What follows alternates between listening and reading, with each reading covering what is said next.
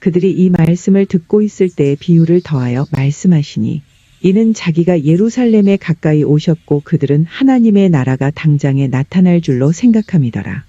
이르시되 어떤 귀인이 왕위를 받아 가지고 오려고 먼 나라로 갈 때에 그 종 열을 불러 은화 10문화를 주며 이르되 내가 돌아올 때까지 장사하라 하니라. 그런데 그 백성이 그를 미워하여 사자를 뒤로 보내어 이르되 우리는 이 사람이 우리의 왕됨을 원하지 아니하나이다 하였더라. 귀인이 왕위를 받아 가지고 돌아와서 은화를 준 종들이 각각 어떻게 장사하였는지를 알고자 하여 그들을 부르니 그 첫째가 나와 이르되 주인이여 당신의 한 문화로 10문화를 남겼나이다.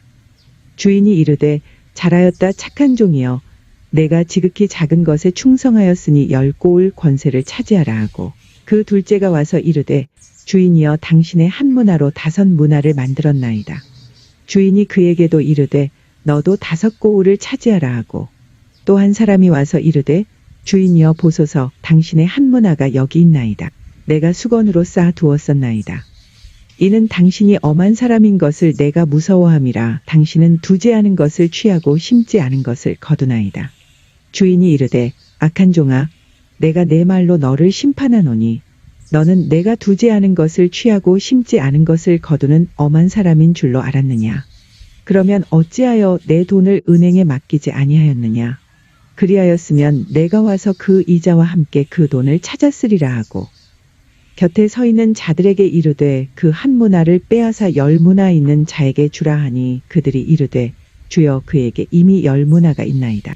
주인이 이르되 내가 너희에게 말하노니 물으시는 자는 받겠고 없는 자는 그 있는 것도 빼앗기리라. 그리고 내가 왕됨을 원하지 아니하던 저 원수들을 이리로 끌어다가 내 앞에서 죽이라 하였느니라. 누가복음 19장 11절에서 27절까지의 말씀입니다. 본문의 비유에는 전혀 성격이 다른 두 가지의 이야기가 전개되고 있습니다. 하나는 이야기 초반부와 끝부분에 잠깐 등장하는 귀인을 미워하여 그를 자신들의 왕이 되길 원치 아니하여 모종의 공작을 꾸몄던 사람들에 관한 것인데 아주 짧게 나오죠. 14절에 이렇게 되어 있습니다. 그런데 그 백성이 그를 미워하여 사자를 뒤로 보내어 이르되 우리는 이 사람이 우리의 왕됨을 원하지 아니하나이다 하였더라. 이 구절 빼도 말이 될까요? 사실 이 구절을 빼면 오히려 더 매끄럽게 앞뒤가 연결됩니다. 어떤 귀인이 왕위를 받아가지고 오려고 먼 나라로 갔다 왔다. 귀인이 왕위를 받아가지고 돌아와서 이렇게 하면 스토리에 더 집중력이 있어 보입니다. 그리고 이 내용은 자기가 맡았던 것을 잘 관리했던 종들과 그렇지 못한 종들에 대한 칭찬과 꾸짖음으로 이어지는 거죠. 그러나 예수님은 확실히 의도를 갖고 이 내용을 넣으셨습니다. 그건 맨 마지막에 나와 있습니다. 종들에 대하여 말씀하신 다음 마무리를 이렇게 하십니다. 그리고 덧붙이시는 거죠. 그리고 내가 왕됨을 원하지 아니하던 저 원수들을 이리로 끌어다가 내 앞에서 죽이라 하였느니라. 27절 말씀입니다. 비유를 이렇게 마치시고 예루살렘을 향하여 앞서서 가셨다고 성경은 기록하고 있습니다. 예수님은 제일 마지막을 장식한 사람들을 원수들로 표현하고 계십니다.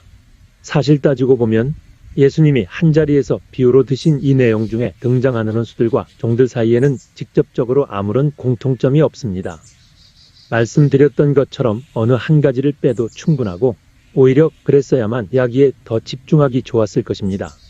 그럼에도 불구하고 예수님이 이 두 무리의 이야기를 섞어서 전개하신 이유는 무엇일까? 그건 이들이 모두 한날에 왕이 된 귀인에 의해 심판받아야 하기 때문입니다. 심판의 날이 같다는 것, 심판을 피할 수 없다는 것, 바로 이것이 전혀 접점이 없어 보이는 원수들과 종들 사이의 공통점입니다. 그런데 심판의 내용과 처벌은 확연히 다릅니다. 원수들에게는 심리와 변론의 기회가 주어지지 않습니다. 변명과 변호가 허용되지 않지요. 혼쭐이 난 종도 있습니다만 어쨌건 그도 역시 주인 앞에 나가서 자기 변호를 할 기회가 있었고 속된 말로 예수님과 말이라도 섞을 수 있었습니다. 심판도 갖고 있던 한 문화까지 탈탈 털리고 혼이 나긴 했지요. 그렇지만 사형에 처해지지는 않았습니다. 반대로 원수들은 예수님과 대면할 기회도 없었습니다. 그냥 그들에게는 사형 집행명령만이 떨어졌습니다. 저 원수들을 이리로 끌어다가 내 앞에서 죽이라. 엄청 단호하고 무서운 주인, 아니 왕입니다. 그는 이제 왕으로서 사형을 선고하고 집행명령까지 하는 것입니다. 본문의 맥락을 보면 귀인은 이미 왕위를 받아오기 위하여 떠날 때부터 이들의 사형을 결심하고 있었던 것으로 보입니다. 그런 점에서 27절의 명령은 새로운 형의 선고라기보다는 유예되었던 형에 대한 집행명령의 성격을 갖습니다. 그렇게 보면 이들에 관한 이야기가 매우 짧은 것이 정상이죠.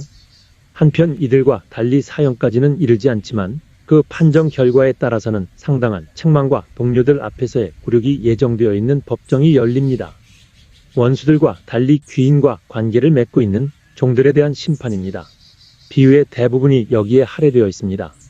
그들은 주인으로부터 각각 은화 한 문화씩을 받아 까지 그 받은 은화로 장사하라는 명을 받았습니다.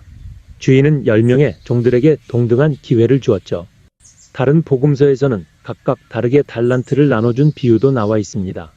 여기서 중요한 것은 얼마씩을 주었는가의 문제가 아니라 각자에게 기회를 주었다는 것입니다. 한 문화씩 나눠주었던 주인이 돌아와 각자의 성과에 대하여 보고를 요구합니다.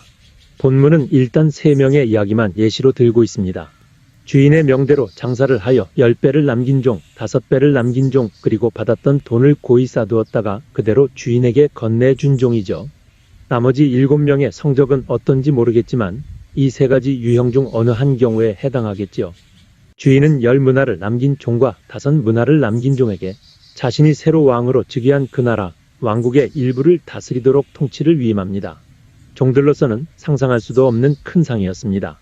엄청난 또 다른 기회가 주어진 것입니다. 마태복음 25장 23절에서는 주인이 이렇게 칭찬하죠. 잘하였도다 착하고 충성된 종아. 내가 작은 일에 충성하였음에 내가 많은 것으로 내게 맡기리니 내 주인의 즐거움에 참여할지어다. 마태복음 비유에서는 주인이 각종의 재능대로 한 명에게는 5달란트, 한 명에게는 2달란트, 다른 한 명에게는 1달란트를 나눠준 것으로 되어 있고 앞에 2명은 각각 5달란트와 2달란트를 남겼으나 마지막 한 명은 본문에 등장하는 본전형 종처럼 받은 돈을 땅에 파묻어 감춰 두었다가 주인에게 고스란히 반납하는 걸로 나옵니다. 여기서 눈여겨볼 것은 주인은 10배를 남긴 종과 5배를 남긴 종에게 현실적인 보상은 그 성과에 비례하여 분배하였지만 칭찬에 있어서는 차이를 두지 않았다는 것입니다. 주인의 눈에는 성과물보다는 성과물을 얻기 위한 헌신과 수고가 더 본질적인 기준이었습니다. 다시 한번 들어볼까요? 잘하였도다 착하고 충성된 종아.